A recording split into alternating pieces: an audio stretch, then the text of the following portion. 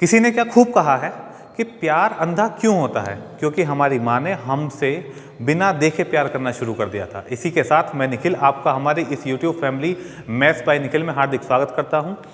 और आज का जो आपका टॉपिक है वो परसेंटेज है, क्योंकि अभी परसेंटेज कंप्लीट नहीं हुआ है, तो परसेंटेज की क्लास 5th है आज आपकी। तो यदि आप इस चैनल पर नए हो और अभी तक आपने पहली कोई वीडियो नहीं देखी है, तो मैं आपसे रिक्वेस्ट करूँगा कि आप पहले जो 4 पार्ट हैं उन्हें देखें, क्योंकि अगर आप शुरू से वीडियो देखते आएंगे तो आपको चीज़ें अच्छे से समझ में आएंगी। तो चलिए, तो वीडियो आगे अपना लेक्चर शुरू करने से पहले मैंने कल आपको एक स्टोरी सुनाई थी और आपसे बोला था कि भाई इस स्टोरी का क्या सार है वो मुझे आप कमेंट करके बताना। तो देखिए, आपने वीडियो भी देखी, कहानी भी सुनी, लेकिन हिम्मत आपकी इतना कमेंट करने की नहीं हुई कि उसका सार क्या है।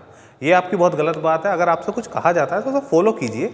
गलत सही बात की बात थी, लेकिन बस एक ही थे, तो उनका नाम लेना चाहूँगा, हेमा अग्रवाल। उनका जवाब बिल्कुल ठीक था। कल की कहानी का सार यही था कि आप चाहे कितना भी ज़्यादा कमा लें, लेकिन यदि आपके पास अपने खर्चों को, यानी उसका मैनेजमेंट नहीं आता कि हमें कितना पैसा कहाँ खर्च करना है और किस तरीके से हमें पैसा खर्च करना है, तो आप कभी भी जीवन में खुशी नहीं रह सकते। जीवन में खुशी से रहने के लिए आपको मैनेजमेंट आना बहुत ज़रूरी है। ये उस कल वाली स्टोरी का सार था।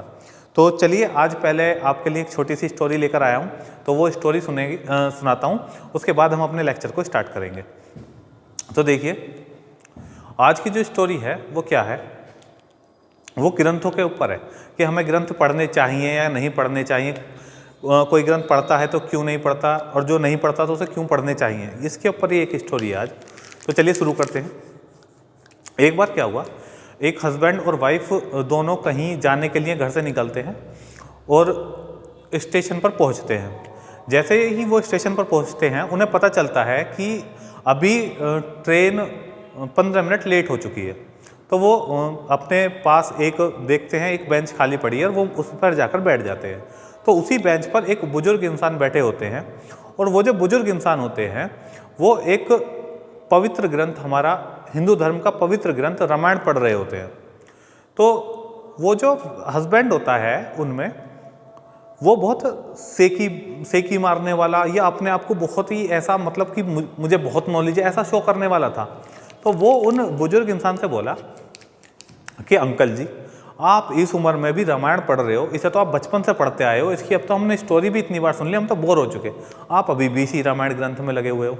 वो व्यक्ति कहने लगा, मतलब कि वो हस्बैंड जो था उस महिला का, वो कहने लगा उन अंकल जी से, जो बुजुर्ग इंसान थे, कि अब तो आजकल तो बहुत सारी वेब सीरीज चल रही हैं और भी बहुत सारी चीज़ें बताने लगा कि आप वो चीज़ें देखिए, क्या इस घिसे पिटे ग्रंथ में, जो कि बहुत पुराना हो चुका है, सबको इसकी स्टोरी पता, आप आज भी उसे ही देखने पे लग रहे हो, मतलब आप आज भी उसे ही पढ़ने में लगे हुए हैं।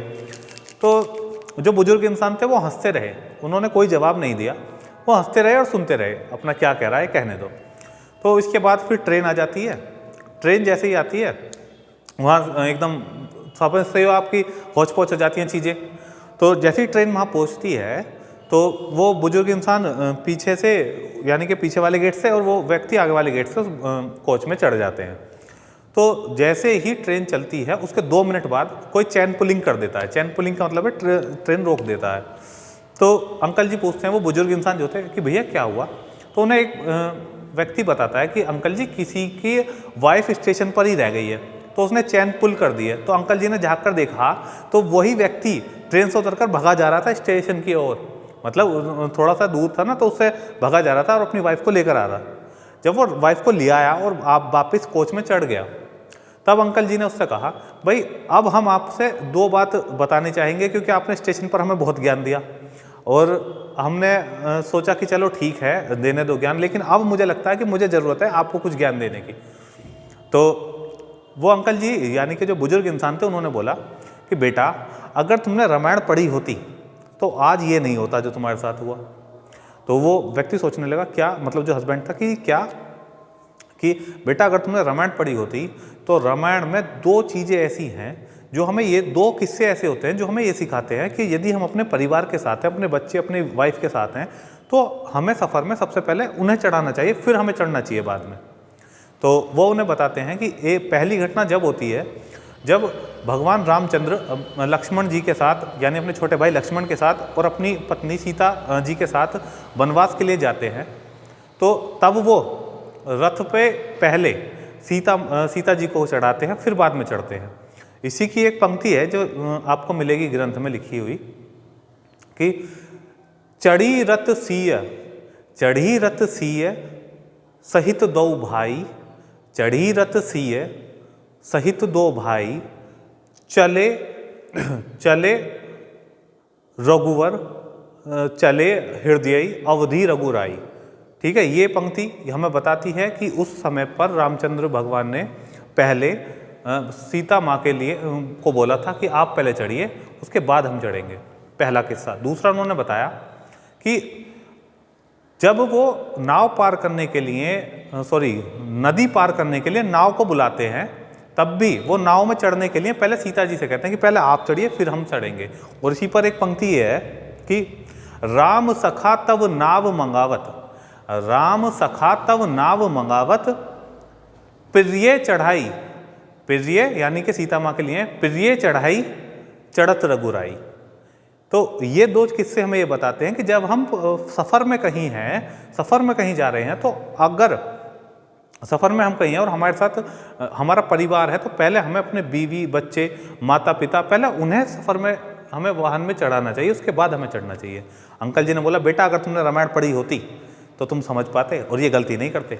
तब उसे पता चला इंसान को कि हमारे पौराणिक ग्रंथ, देखो चाहे धर्म कोई भी हो, किसी भी धर्म के पौराणिक ग्रंथों का बहुत महत्व है, उनका मजाक नहीं उड़ाना चाहिए। दूसरी बात, जितना भी समय मिलता है उन ग्रंथों को पढ़ने में देना चाहिए, क्योंकि हम जब जब ग्रंथ पढ़ेंगे, हमने चाहे एक बार पढ़ लिया, हम दोबारा पढ़ेंगे तब भी हमें कुछ ना कुछ सीखने के लिए ज़रूर मिलेगा। तो यही इस स्टोरी का सार था कि हमें अपने पौराणिक ग्रंथों का मजाक नहीं बनाना चाहिए और अगर हमें समय मिलता है तो उन्हें पढ़ना चाहिए। तो चलिए शुरू करते हैं आज के लेक्चर को। और देखिए, अगर आपको लग रहा हो कि भाई ये फालतू की स्टोरी है, फालतू की हमें नहीं सुननी है, ऐसा कुछ है, तो आप 2x पे वीडियो को आगे करके अपने कंटेंट से रिलेटेड जो भी आपका कंटेंट है वो देख सकते हैं। ठीक है जी, तो चलिए शुरू करते हैं आज की। अब यही था, बस आज की स्टोरी यही थी। तो कल मैं आपको बताऊंगा, जो हमारी लास्ट वीडियो रही थी, तो लास्ट वीडियो में हमने क्वेश्चन कहाँ तक देख लिए थे। लास्ट वीडियो में मैंने क्वेश्चन नंबर 32 तक करा दिया था। चलिए जी, आज अब आगे की बात करते हैं। आज देखिए लाइटिंग की प्रॉब्लम नहीं होगी, मुझे ऐसा लगता है। बाकी देखेंगे जब वीडियो अपलोड हो जाएगी, जब भी मैं भी बाद में देखता हूँ कि कैसी हुई। चलिए, क्वेश्चन है, कॉपर और जिंक के 70 किलोग्राम मिश्रण में 10% कॉपर है। कॉपर है और जिंक है, और इसके 70 किलोग्राम मिश्रण में 10% कॉपर है, तो इस मिश्रण में कितना कॉपर और मिलाया जाए ताकि नए मिश्रण में कॉपर की मात्रा 40% हो जाए। ठीक है जी, तो मैंने आपको इसके लास्ट वीडियो में अगर आप देखोगे तो इस क्वेश्चन के 3 मेथड बताए थे। एक आपको रेशो वाला मेथड बताया था, दूसरा आपको परसेंटेज वाला मेथड बताया था, और एक आपको एलिगेशन वाला मेथड बताया था। यहाँ मैं केवल परसेंटेज वाले मेथड से ये क्वेश्चन करूँगा। जब हम एलिगेशन और रेशो पढ़ रहे होंगे तब इन क्वेश्चनों को मैं उन मेथड से भी बता दूंगा। तो परसेंटेज में देखिए, परसेंटेज वाले मेथड से हम क्या करेंगे, मैंने कल आपको बताया था कि ऐसे क्वेश्चन में हमें केवल कांस्टेंट वैल्यू पे फोकस करना होता है। कांस्टेंट वैल्यू का मतलब वो होता है कि जिस वैल्यू को ना तो मिलाया गया हो और ना ही निकाला गया हो। जब इसने क्वेश्चन में बोल दिया कि इस मिश्रण से कितना कॉपर, इस मिश्रण में कितना कॉपर और मिलाया जाए, तो हमें पता चल गया कॉपर और जिंक में जो कांस्टेंट वैल्यू है वो है जिंक। तो हम इस क्वेश्चन को जिंक से लेकर सोल्व करेंगे। तो देखिए 70 किलोग्राम का मिश्रण था, 70 किलोग्राम का मिश्रण था। अब इसमें 70 किलोग्राम के मिश्रण में जो कॉपर है वो 10% है, लेकिन मुझे कॉपर से क्वेश्चन नहीं करना क्योंकि कॉपर कांस्टेंट नहीं है। तो जब 10% कॉपर है तो फिर उसमें जिंक कितना रहा, जिंक रहा 90%। पहली कंडीशन तो ये हो गई, उम्मीद करता हूँ भाई समझ में आया होगा। दूसरी कंडीशन, अब वो कह रहा है कितना कॉपर मिलाया जाए ताकि कॉपर की मात्रा 40% हो जाए, यानी कि नया मिश्रण हमें नहीं पता क्या होगा, हमने x मान लिया, लेकिन हमें ये पता है कि नए मिश्रण में कॉपर की मात्रा 40। हम कॉपर से क्वेश्चन नहीं करेंगे क्योंकि कॉपर कांस्टेंट वैल्यू नहीं है। तो हमें क्वेश्चन किससे करना है, हमें क्वेश्चन करना है जिंक से। तो जब कॉपर नई कंडीशन में 40% होगा तो वहाँ पे जिंक कितना हो जाएगा, जिंक हो जाएगा आपका 60%। बस यहाँ से सोल्व कर लो, आपका आंसर आ जाएगा। तो 30 थिया 90 और 30 दूनी 60, 2 से इसे काट दिए कितनी बार, 35 बार, 35 थिया 105।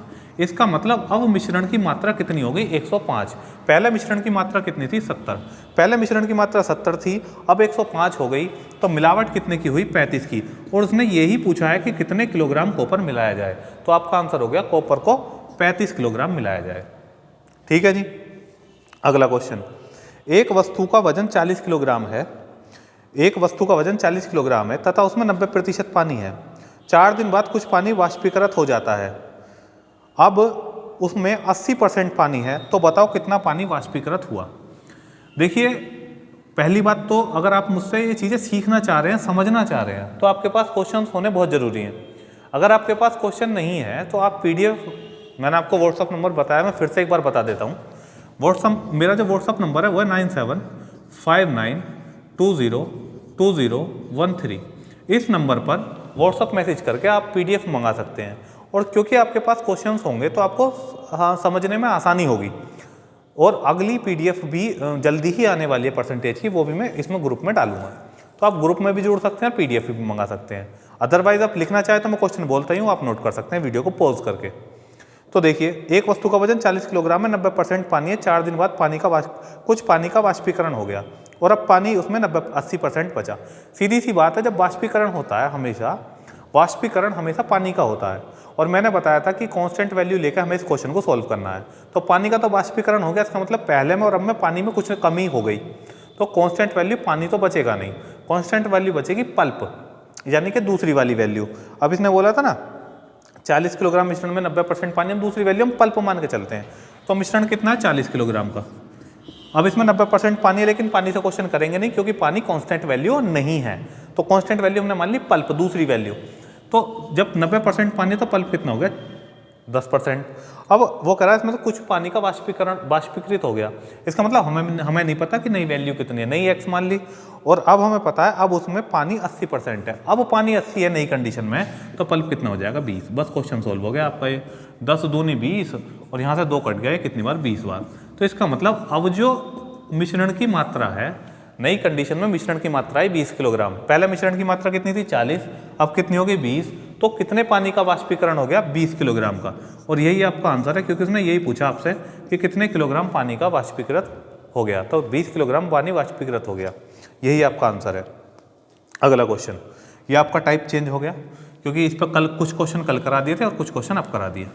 अगला क्वेश्चन क्या है, एक शहर में 50% लोग चाय पसंद करते हैं, 40% लोग कॉफ़ी पसंद करते हैं, 15% लोग दोनों पसंद करते हैं, तो कितने प्रतिशत लोग चाय या कॉफ़ी पसंद करते हैं।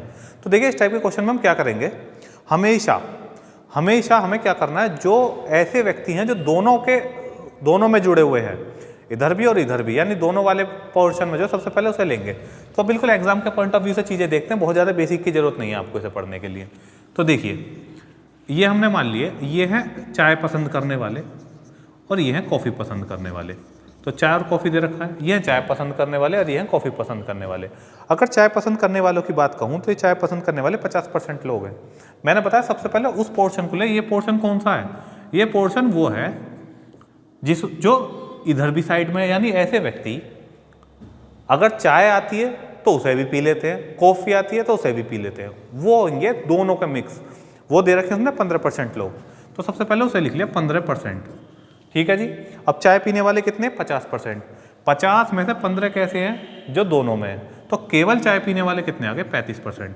तो ऐसे क्वेश्चन में हमें सबसे पहले केवल निकालना होता है। अगर हमने केवल और बहुत निकाल लिया तो आंसर कुछ भी पूछे वो हमसे, अब सभी कंडीशंस का आंसर दे सकते हैं।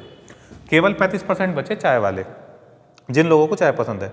अब अगर 40% लोगों को कॉफ़ी पसंद है, तो देखिए 15% तो लोग ऐसे हैं जिन्हें चाय और कॉफ़ी दोनों पसंद है, और 40% ऐसे जिन्हें कॉफ़ी पसंद है। तो क्योंकि 40 में 15 भी इंक्लूड होंगे तो हमें 15 घटाना पड़ेगा, और जब हम 40 में से 15 घटाएंगे तो यहाँ बचेगा 25। तो अब देखिए, मैं आपसे 2-3 क्वेश्चन पूछता हूँ, आपको उनका आंसर देना है। अगर आपसे पूछा जाए कि कितने प्रतिशत लोग ऐसे जिन्हें केवल चाय पसंद है, तो आंसर आएगा 35%। और अगर आपसे पूछा जाए कितने प्रतिशत लोग ऐसे जिन्हें केवल कॉफ़ी पसंद है, तो आपका आंसर आएगा 25%। और अगर आपसे पूछा जाए कितने प्रतिशत लोग ऐसे हैं जिन्हें दोनों चीज़ें पसंद है, तो 15%। अगर आपसे पूछा जाए कितने परसेंट लोग ऐसे हैं जिन्हें चाय पसंद है, तो 35 + 15 50%। अगर आपसे पूछा जाए कितने परसेंट लोग ऐसे हैं जिन्हें कॉफ़ी और कॉफ़ी पसंद है, बस केवल कॉफ़ी नहीं कही, अगर केवल कॉफ़ी कहेगा तो 25, लेकिन अगर कहेगा कॉफ़ी पसंद है तो 25 + 15 कितना हो जाएगा 40। बस। अब इसने क्वेश्चन में पूछा क्या आपसे, इसने पूछा तो कितने प्रतिशत लोग चाय या कॉफ़ी पसंद करते हैं, कितने परसेंट लोग ऐसे हैं जो चाय या कॉफ़ी पसंद करते हैं। तो सिंपल हमें क्या करना है, इन सभी को ऐड कर देना, ये हमारा आंसर हो जाएगा। तो देखिए 35 और 15 कितना हो गया 50, 50 और 25 कितना हो गया 75, यानी इस क्वेश्चन का आंसर आपका होगा 75%। 75% लोग ऐसे जिन्हें चाय या कॉफ़ी पसंद है, इसका मतलब या तो चाय या कॉफ़ी या दोनों। ठीक, अगर आपसे पूछा होता कि कितने % लोग ऐसे हैं जिन्हें ना तो चाय और ना ही कॉफ़ी पसंद है, तो मैं कहता कि कुल 100% में से 75% घटा दो, तो जो 25% बचेगा ये वो व्यक्ति होंगे जिन्हें ना तो चाय और ना ही कॉफ़ी पसंद है। तो उम्मीद करता हूँ भाई समझ में आ गया होगा ये भी। चलिए अगले क्वेश्चन की ओर बढ़ते हैं। अगला क्वेश्चन है 55% लोग चाय पसंद करते हैं, 50% लोग कॉफ़ी पसंद करते हैं और 45% लोगों को दोनों पसंद है। बिल्कुल सेम वही क्वेश्चन हो गया। 45% लोगों को दोनों पसंद है, तो सबसे पहले दोनों वाला पोर्शन लिखा करो। 45% लोग वो हैं जिन्हें दोनों पसंद है, यानी चाय आएगी उसे भी पी लेंगे, कॉफ़ी आएगी उसे भी पिएंगे, तो वो हैं ये कितने 45%। अब आपसे बोला है इसने 55% लोग ऐसे हैं जिन्हें चाय पसंद है। 55 ऐसे हैं जो इस पूरे सर्कल में आते हैं, 55 ऐसे हैं जो इस पूरे सर्कल में आते हैं। 55 में से 45 तो हम लिख चुके, तो केवल चाय पसंद वाले व्यक्ति कितने हो गए 10%। ऐसे कितने व्यक्ति जिन्हें केवल चाय पसंद है, तो वो व्यक्ति कितने हो जाएंगे 10%। 10% ऐसे व्यक्ति हो जाएंगे जिन्हें केवल चाय पसंद है। अब अगर पूछा, उसने बोला 50% लोग कॉफ़ी पसंद करते हैं, 50% लोग ऐसे हैं जो इस पूरे सर्कल में आएंगे, 50% लोग, 45 तो मैं यहाँ लिख चुका, तो केवल कॉफ़ी वाले कितने बचे 5%। तो अगर आपसे पूछा केवल कॉफ़ी, ऐसे व्यक्ति कितने हैं जिन्हें केवल कॉफ़ी पसंद है, तो आप बोलोगे 5। ऐसे व्यक्ति कितने हैं जिन्हें केवल चाय पसंद है, तो आप बोलोगे 10। और ऐसे व्यक्ति कितने हैं जिन्हें चाय और कॉफ़ी दोनों पसंद है, तो आप बोलोगे 45। ठीक है जी। अब इसने पूछा क्या है, इसने पूछा है तो कितने प्रतिशत लोगों को दोनों में से कुछ भी पसंद नहीं है। देखिए आ गया ना वही जो मैं भी बता रहा था 25% वाला। तो अगर इसने पूछा होता कितने % लोग ऐसे हैं जिन्हें कुछ भी पसंद है, चाय या कॉफ़ी पसंद है, तो मैंने जोड़ देता 45 और 5 50 और 10 60। मैं कहता 60% लोग ऐसे हैं जिन्हें या तो चाय या कॉफ़ी पसंद है।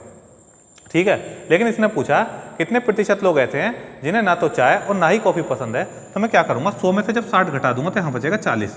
तो इसका आंसर हो जाएगा, क्योंकि व्यक्ति चाहे कितने भी हों, देखिए व्यक्ति चाहे कितने भी हों परसेंटेज में हमेशा 100% होंगे, तो 100% में से 60% ऐसे व्यक्ति हैं जिन्हें कुछ ना कुछ पसंद है, या तो चाय पसंद है कॉफ़ी पसंद है। बचे कितने 40% वो व्यक्ति बचे जिन्हें ना तो चाय और ना ही कॉफ़ी पसंद है। तो इस क्वेश्चन का आंसर है आपका 40%। उम्मीद करता हूँ समझ में आ गया होगा। चलिए जी अगला क्वेश्चन देखिए। अगला क्वेश्चन आपका 60% बच्चे हिंदी में पास हुए, 50% बच्चे अंग्रेजी में पास हुए, 10% बच्चे दोनों में फेल हुए। अब देखिए यहाँ पे थोड़ा सा ध्यान देना, उसने दिया है 10% बच्चे दोनों में फेल हुए, तो सबसे पहले मैं लिखूंगा 10% जो दोनों में फेल हुए, यानी कौन कौन से सब्जेक्ट हैं, हिंदी और अंग्रेजी, जिन पर ना तो हिंदी में पास हुआ गया और ना ही अंग्रेजी में पास हुआ गया, इन्हें बोलेंगे दोनों में फेल। ठीक है, अच्छा जी। अब वो करा 50-60% बच्चे हिंदी में पास हुए। अब एक बात बताइए, क्योंकि यहाँ पे हमने फेल वाले ले रखे हैं, तो यहाँ पे और यहाँ पे भी हमें फेल वाले ही लेने हैं। अब अगर 60% बच्चे हिंदी में पास हुए, जब हिंदी में पास 60% हुए तो हिंदी में फेल कितने हुए भाई, टोटल हिंदी स्टूडेंट कितने भी हों 100% ही माने जाएंगे। 60% हिंदी में पास हुए तो फेल कितने हुए 40% हुए जो हिंदी में फेल है, यानी इस पूरे क्राइटेरिया जो भी इसका है इसमें 40% लिखना है हमें। 40 में से 10 तो हम लिख चुके, तो यहाँ कितना लिखना 30%, यानी कि 30% बच्चे ऐसे हैं जो केवल हिंदी में फेल है। बात क्लियर। ऐसे ही जब दूसरी कंडीशन पढ़ेंगे 50% बच्चे अंग्रेजी में पास हुए, जब 50% बच्चे अंग्रेजी में पास हुए तो अंग्रेजी में फेल कितने हुए, अंग्रेजी में फेल भी होंगे 50%। अब जब 50% अंग्रेजी में फेल हो गए और 10% है दोनों में, तो यानी कि इस पूरे क्राइटेरिया में हमें 50 लिखना था, तो जिसमें इसमें तो 10 तो लिख चुका है, यहाँ कितना बचेगा, यहाँ बचेगा 40। तो ये वो व्यक्ति आएंगे 40% वो व्यक्ति आएंगे जो केवल अंग्रेजी में फेल है, केवल अंग्रेजी में। तो देखिए 3 कैटेगरी होंगी, पहला या तो देखिए हिंदी और अंग्रेजी। अब कुछ बच्चे ऐसे होंगे जो हिंदी में पास हैं, ठीक, और अंग्रेजी में फेल है। कुछ बच्चे ऐसे होंगे जो हिंदी में फेल है और अंग्रेजी में पास है। कुछ बच्चे ऐसे होंगे जो ना तो हिंदी में और ना ही अंग्रेजी में। अब मैं आपसे पूछूं कितने व्यक्ति ऐसे हैं जो केवल हिंदी में फेल हैं, केवल हिंदी में, तो ये है आपका 30% केवल हिंदी में फेल है, इसका मतलब बाकी में पास है दूसरे सब्जेक्ट में। 40% केवल इंग्लिश में फेल है और 10% ऐसे जो दोनों में फेल है। अब हमसे या तो ये पूछ लेगा कितने % विद्यार्थी फेल हैं, या ये पूछ लेगा कितने % विद्यार्थी पास हुए, क्योंकि फेल तो फेल है चाहे वो एक सब्जेक्ट में हो चाहे दोनों सब्जेक्ट में हो। तो इसमें पढ़ते हैं, इसमें दे रखा है यदि 100 बच्चे दोनों में पास हुए तो कुल बच्चों की संख्या बताइए। अब एक बात बताइए, ये सभी क्या हैं फेल वाले, ये सभी फेल वाले हैं, तो इन्हें ऐड करो 30 और 10 40, 40 और 40 80। तो देखिए 80% स्टूडेंट ऐसे हैं, 80% स्टूडेंट ऐसे हैं जो फेल हुए हैं, जब 80% फेल हुए हैं, देखिए स्टूडेंट चाहे 10 हो, 50 हो, 1000 हो, कितने भी हो, परसेंटेज में 100% ही होंगे। अब 80% स्टूडेंट फेल हुए तो पास कितने हुए? पास हुए 20%।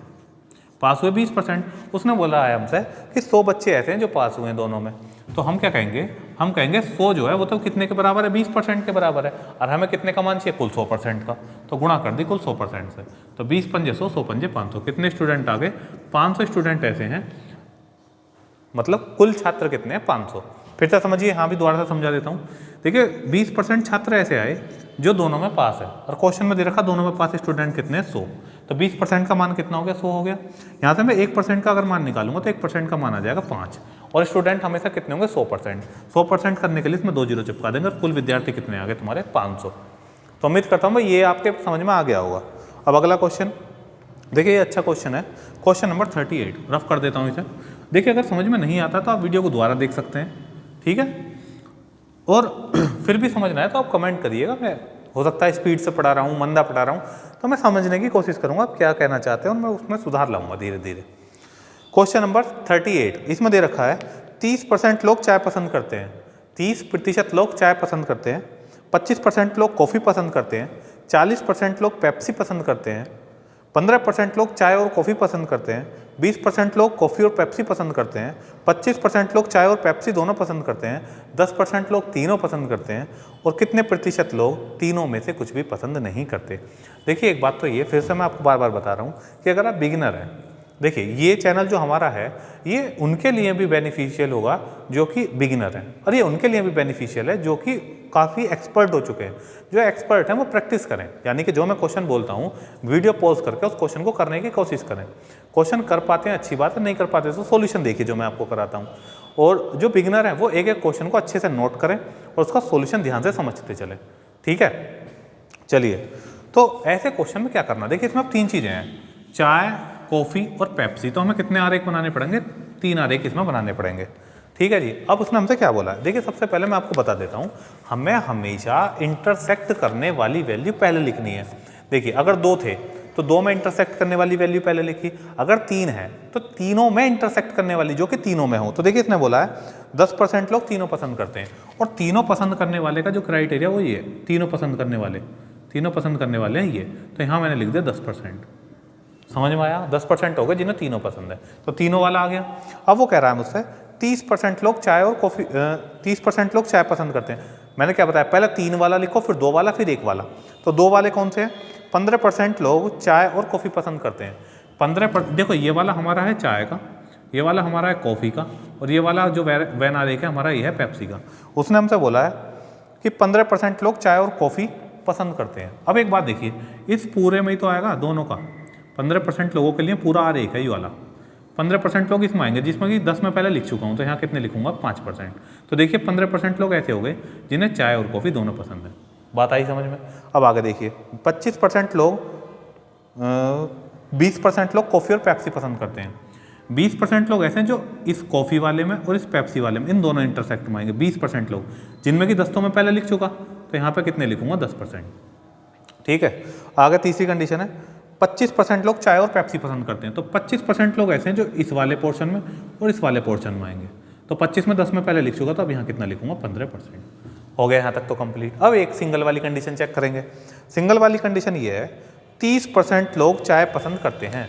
अब आप देखो चाय पसंद करने वाले इसमें आएंगे पूरे में, चाय पसंद करने वाले किस में आएंगे? इसमें चाय पसंद करने वाले, तो वो कितने? 30% है। अब आप यहाँ जरा देखिए 15 और 5 20, 20 और 10 30, 30% आ गया तो कुछ नहीं बचा, तो यहाँ पे हमारा 0% रहेगा। कभी सोचो कि हाँ ना जरूरी है, यानी एक भी व्यक्ति ऐसा नहीं है जिसे केवल चाय पसंद हो, एक भी व्यक्ति ऐसा नहीं है जिसे केवल चाय पसंद हो। तो यहाँ पे मैंने क्या लिख दिया? 0%। आगे दूसरी बात करा 25% लोग कॉफ़ी पसंद करते हैं। 25% लोग वो हैं जो इस पूरे में आने चाहिए, 25%। अब देखिए इसमें कितने आ चुके? 10 और 10 20 और 5 25 कंप्लीट है, यानी एक भी व्यक्ति ऐसा नहीं है जिसे केवल कॉफ़ी पसंद हो, यानी केवल कॉफ़ी वाला एक भी नहीं है। अच्छा आगे 40% लोग पेप्सी पसंद करते हैं। अब देखिए इस पूरे में कितने आने चाहिए? 40%। इस पूरे में 40 आने चाहिए, तो 10 20 30 और 5 35। अब यहाँ पर आ जाएगा, तो यानी कि केवल कॉफ़ी पसंद करने वाले कितने आ गए? 5%। केवल कॉफ़ी पसंद करने वाले कितने हैं? 5%। अब उसने पूछा क्या है हमसे? कितने प्रतिशत लोग तीनों में से कुछ भी पसंद नहीं करते? कितने प्रतिशत लोग तीनों में से कुछ भी पसंद नहीं करते। तो ये कौन से हैं जो कुछ ना कुछ पसंद करते हैं, सबको ऐड करो, ऐड कर लो। तो 10, 20, 30 और 10 40 और 5 45, यानी 45% लोग ऐसे हैं जो कुछ ना कुछ पसंद करते हैं, या तो कॉफ़ी या पेप्सी या चाय या तीनों या दोनों, जो भी हैं। अब उसने पूछा है, अगर उसने पूछा होता कितने प्रतिशत लोग ऐसे हैं जिन्हें कुछ ना कुछ पसंद है, तो हमारा आंसर यही हो जाता 45%। लेकिन उसने पूछा हमसे कि कितने प्रतिशत लोग ऐसे हैं जिन्हें तीनों में से कुछ भी पसंद नहीं है। इसका मतलब हम मान के चलेंगे व्यक्ति चाहे कितने भी हों, परसेंटेज में तो हमेशा 100% होंगे। व्यक्ति चाहे कितने भी हों, परसेंटेज में तो 100% ही होंगे ना। अब 45% ऐसे जिन्हें कुछ ना कुछ पसंद है, तो जब इसमें से 45 घटा दोगे तो ये जो 55 बचेगा, ये 55% व्यक्ति कौन से होंगे? ये 55% व्यक्ति वो व्यक्ति होंगे, ये 55% व्यक्ति वे व्यक्ति होंगे जिन्हें कुछ भी पसंद नहीं है। और यही आपसे पूछा है कि कितने प्रतिशत लोगों को तीनों में से कुछ भी पसंद नहीं है। चलिए, समझ में आ गया होगा। नेक्स्ट क्वेश्चन पे बात करें। एक वस्तु का मूल्य 25% अधिक अंकित किया जाता है और बेचते समय उस पर 25% का बट्टा दिया जाता है। दुकानदार का लाभ या हानि प्रतिशत ज्ञात कीजिए। देखिए, क्वेश्चन में बोलता हूँ आराम आराम से, आप नोट करना चाहें नोट कर सकते हैं। क्वेश्चन है, एक वस्तु का मूल्य 25% अधिक अंकित किया जाता है और बेचते समय उस पर, एक वस्तु का मूल्य 25% अधिक अंकित किया जाता है और बेचते समय उस पर 25% का बट्टा दिया जाता है, तो उसका लाभ या हानि प्रतिशत ज्ञात कीजिए। अब एक बात समझिए, यहाँ पे एक बात समझिए कि पहले मैं इसको बेसिक बताता हूँ, फिर आपको एक तरीका बताऊँगा। देखिए, आप इसे सक्सेसिव इंक्रीज और सक्सेसिव डिक्रीज वाले से भी कर सकते हो। जैसे 25%, वो फॉर्मूला मैं दोबारा से यहाँ लिख रहा हूँ, plus minus X plus minus Y plus minus X into Y upon 100। देखिए, ये जो आपका फॉर्मूला है, ये तब लगेगा जब आपको 2% दी हुई हो, या तो उनमें वृद्धि हो रही हो, कमी हो रही हो, एक में वृद्धि एक में कमी हो रही हो। अब देखिए, पहले कितने की वृद्धि की गई? 25% अधिक, तो प्लस लिख दिया 25 का, फिर 25% की कमी की गई। ठीक है जी, प्लस 25। अब देखिए, यहाँ पे प्लस है और ये माइनस है, आपस में जब गुणा होगी तो यहाँ पे आ जाएगा साइन माइनस का, और 25 से हम कितना हो जाएगा? 625/100।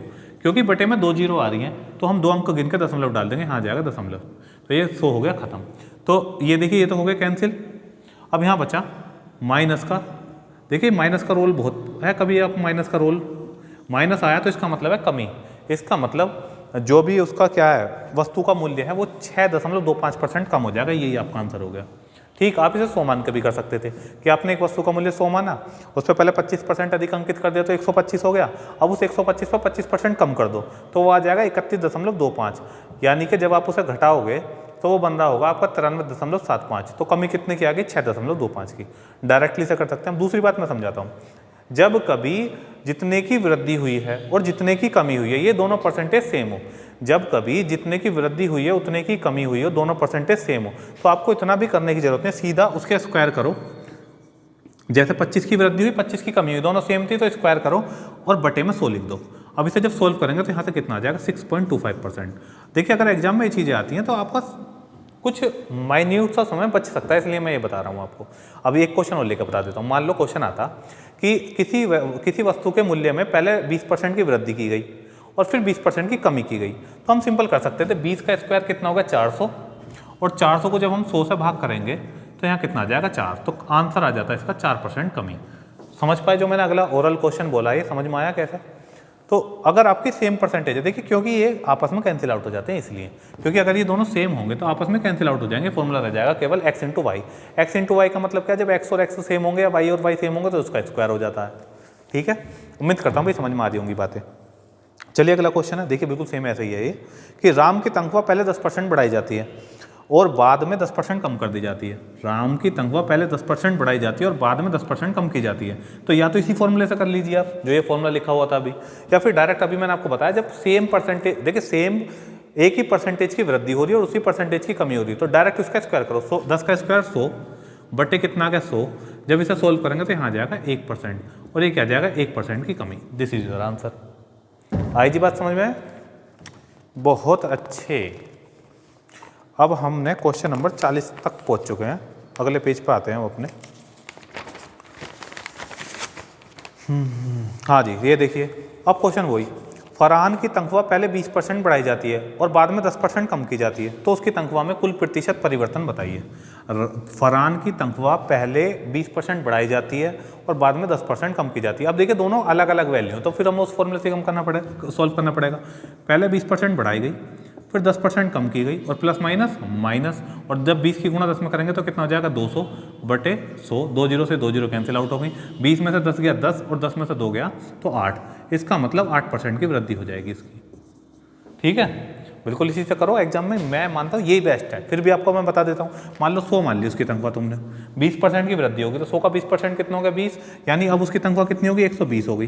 अब जब तनख्वाह 120 होगी तो फिर 10% की कमी कर दी, और 120 का 10% कितना होगा 12, 12 की कमी कर दी तो अब तनख्वाह कितनी होगी 108। देखिए पहले तनख्वाह कितनी थी 100, अब कितनी होगी 108, तो यहाँ से यहाँ तक का डिफरेंस जो है वही इसकी वृद्धि हुई, 8% की वृद्धि हो गई। यहाँ से भी आप देख सकते हो। ठीक है भाई, अगला क्वेश्चन, अब ये हो गया आपका टाइप चेंज। अब टाइप चेंज हो गया और क्वेश्चन नंबर है 42, क्वेश्चन नंबर 42। चलिए अगले क्वेश्चन को देखते हैं।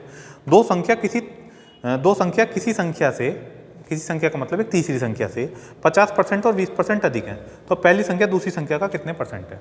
दो संख्या किसी तीसरी संख्या से 50% और 20% अधिक है, तो ऐसे केस में हम क्या करेंगे, हमने माना 3 संख्या है, पहली, दूसरी और तीसरी। इसने हमसे बोला दो संख्या किसी तीसरी संख्या से, इसका मतलब कंपैरिजन तीसरी से करा रहा था, हमने तीसरी को 100 मान लिया। ठीक है भाई, तीसरी 100 हो गई, तो जब तीसरी 100 है तो पहली संख्या कितनी है 50% अधिक है, और 100 का 50% कितना होगा 50 अधिक कह रहा है तो जोड़ दो, तो पहली संख्या होगी 150 और दूसरी कह रहा है 20% अधिक है तो दूसरी कितनी होगी 120। तो हमारे पास ये तीनों संख्याएं आ गई। भाई ये जो मैंने 100 माना, आप इसकी जगह कुछ भी मान सकते हैं, लेकिन सबसे आसान कैलकुलेशन आपकी 100 पर ही पड़ेगी, क्योंकि 100 का परसेंटेज उतना ही होता है। मान लो 100 का 20% 20, एकमात्र 100 ही एक ऐसी संख्या जिसका परसेंटेज सेम होता है, बाकी सभी का इसके अलावा कोई ऐसी संख्या नहीं होती, इसलिए हम 100 मानते हैं, 100 को प्रीफर करते हैं। तो देखिए हमने मान ली तीसरी संख्या 100 है, तो पहली 50% अधिक है, तो 100 का 50% कितना हो गया 50, अधिक है तो जोड़ दिया, तो पहली संख्या कितनी आ गई 150। दूसरी संख्या 20% अधिक है, तो 100 का 20% कितना हो गया 20, अधिक करा तो जोड़ दिया, दूसरी संख्या भी निकल आई। अब कंपैरिजन कराएगा इन तीनों में से किसी भी 2 को उठा के, तो इसने हमसे बोला है तो पहली संख्या दूसरी संख्या का कितने प्रतिशत है। देखिए पहली संख्या दूसरी संख्या का, यहाँ मैं एक चीज़ सिखाना चाहता हूँ, पहली संख्या दूसरी संख्या का कितने प्रतिशत है। तो एक बात समझिए यहाँ पे कि जिस वैल्यू के साथ का लगा हो, इसका मतलब है कंपैरिजन हम उससे कर रहे हैं, तुलना हम उससे कर रहे हैं, आधार वैल्यू है वो, और आधार वैल्यू को हमेशा बटे में रखा जाता है। तो पहली संख्या दूसरी संख्या का, तो पहली संख्या कितनी है 150, और उसने बोला दूसरी संख्या का, तो दूसरी संख्या का कह रहा तो दूसरी वाली संख्या को बटे में रखना पड़ेगा, कितने परसेंट है तो गुणा कर लिया यहाँ पे 100, तो 3 पंजे 15 और 3 चौक 12, यहाँ तक कितना आ गया 5/4। आप इसे सोल्व कर सकते हैं आगे, 4 से कितनी बार कट जाएगा 25 और 5 25 पंजे 125, यानी कि पहली संख्या दूसरी संख्या का 125% है, यही आपका आंसर होगा। आया थोड़ा बहुत समझ में भाई, होच पोच तो नहीं हो रही चीज़ें, जल्दी जल्दी तो नहीं बोल रहा हूँ, और कमेंट करके बता सकते हो।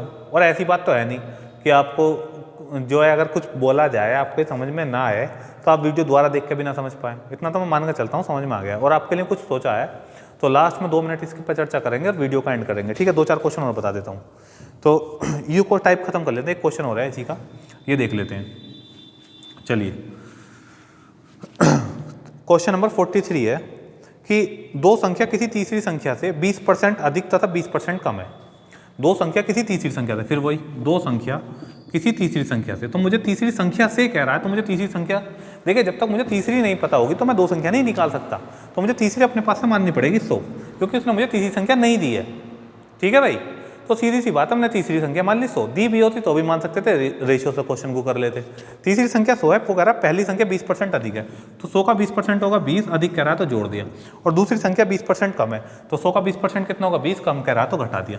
तो हमारे पास तीनों संख्याएं आ चुकी, मान के चल रहा हूँ समझ में आया होगा, तीनों संख्या निकाल ली। अब उसने पूछा क्या है क्वेश्चन में, उसने पूछा तो दूसरी संख्या पहली संख्या से कितने प्रतिशत कम है।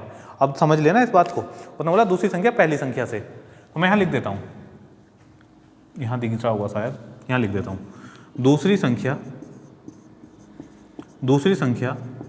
पहली संख्या से कितने प्रतिशत अधिक है ना, मैंने ऐसे लिख दिया बस, कितने प्रतिशत अधिक है। अब एक चीज़ को यहाँ समझिए, राइटिंग तो देखिए भाई मेरी जैसी भी है टूटी फूटी, आप समझने की कोशिश करिए। दूसरी संख्या पहली संख्या से, तो जिस वैल्यू के साथ से या का लगा हो, मैं बार बार इस बात को बोल रहा हूँ, जिस वैल्यू के साथ से या का लगा हो, इसका मतलब हमें तुलना उससे करनी, क्योंकि वो हमारी बेस वैल्यू है। अब से किसके साथ लगा हुआ, पहली संख्या से, तो पहली संख्या को फटाफट बटे में लिख दो, क्योंकि हमें तुलना करनी है 120 से। अब उसने हमसे बोला क्या है, वो हमसे कह रहा है दूसरी संख्या पहली संख्या से कितने प्रतिशत अधिक है, तो इस बार मुझसे अधिक या कम पूछा है।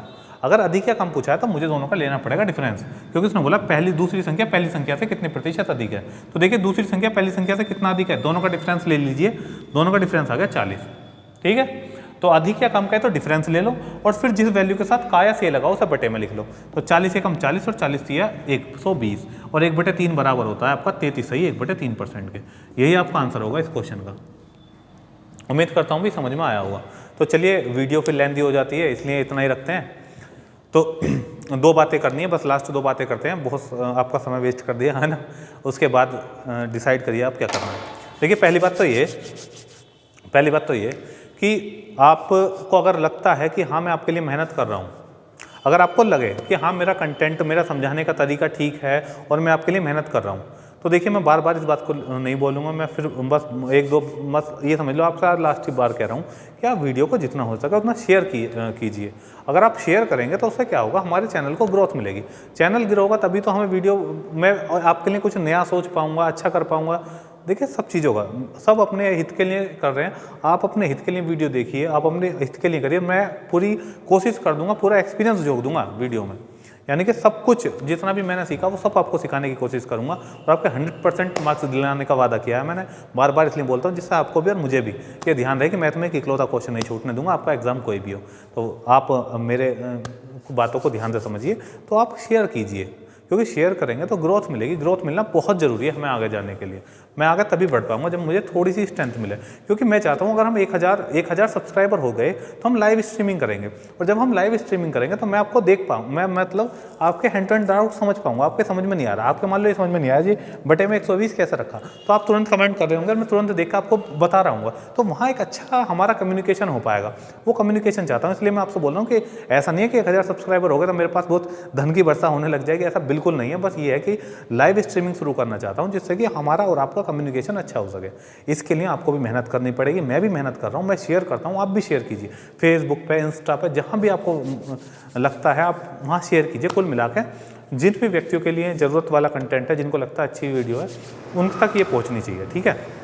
और दूसरी बात, अगर इस वीडियो पे मैं फिर से इसे बात को सुन लेना, बहुत इंपॉर्टेंट बात है। अगर इस वीडियो में मैं एक चीज़ सोच रहा हूँ करने की, कि मैंने देखा है कि ज़्यादातर क्या है कि जितने भी हमारे कंपटीशन में जितने भी भाई बहन जुड़े हुए हैं, जितने भी हमारे साथी जुड़े हुए हैं, उनके बेसिक्स बहुत कमज़ोर हैं। बेसिक्स का मतलब है वो चीज़ें जो उन्हें बहुत पहले सीखनी चाहिए थी, बहुत पहले उन्हें आनी चाहिए थी, वो उन्हें आज तक नहीं पता। तो मैं चाहता हूं कि ये तो जो चीज़ें चल रही हैं चली रही हैं, as it is percentage chapter चलते रहेंगे, एडवांस अर्थमेटिक्स सब कुछ चलता रहेगा। इसके साथ साथ मैं आपको वो चीज़ें सिखाना चाहता हूं जो आपको बचपन में सीखनी थी। इसका मतलब है एनसीईआरटी बेस्ड सिलेबस आपको कराना चाहता हूं, 6 क्लास की एनसीईआरटी से। वो छोटे छोटे क्वेश्चन जो आपको लगेगा कि ये तो हमें बहुत पहले सीखने चाहिए थे, वो सारे क्वेश्चन अगर आपके सामने लेकर आऊँगा तब आप खुद ही ट्रिक बना लेंगे, खुद अच्छा सोच पाओगे और अच्छा समझ में आएगा। तो मैं आपके लिए एनसीईआरटी की अलग से एक क्लास और सोच रहा हूँ कि एनसीईआरटी बेस्ड 6, 7, 8, 9, 10 ये वाली क्लासेस आपके लिए और लगाई जाएं, जिससे कि आपको मैथ्स में अच्छी कमांड हो जाए, आपको समझ में आने लगे। और अगर आप चाहते हैं कि हाँ एनसीईआरटी की बेस यानी बिल्कुल बेसिक से आपको मैथ पढ़ा जाए, बिल्कुल जीरो से, जहाँ से आप सोच भी नहीं सकते इतना जीरो से अगर मैथ आप चाहते हैं कि बिल्कुल बेसिक ऐसा समझा दो जो बिल्कुल सही समझ में आ जाए सब कुछ, तो आपको इस वीडियो पे 50 कमेंट ऐसे करने होंगे, यस सर आप एनसीईआरटी शुरू कीजिए। अगर एनसीईआरटी शुरू कीजिए, ऐसे 50 कमेंट भी मेरे पास आ गए, तो कल आपकी 2 क्लासेस होंगी, एक क्लासेस परसेंटेज की और एक एनसीईआरटी की, और वो आपको बहुत इंटरेस्टिंग लगेगी, बहुत कुछ नया सीखने के लिए मिलेगा। जो अच्छा इंसान मतलब सिलेक्शन भी हो गया अनुबंधों का, वो भी नहीं जानते इन चीज़ों को, वो चीज़ें आपको सीखने के लिए मिलेंगी। बाकी आपकी मर्जी है, अगर कमेंट आए तो ठीक है, मैं ये दूसरी क्लास शुरू करूँगा, वरना एज इट इज़ जैसे क्लासेस चल रही हैं ऐसी ही आपकी क्लासेस चलती रहेंगी। तो thank you for watching this video. तो मिलते हैं नेक्स्ट वीडियो में आगे के कंटेंट के साथ। Bye bye.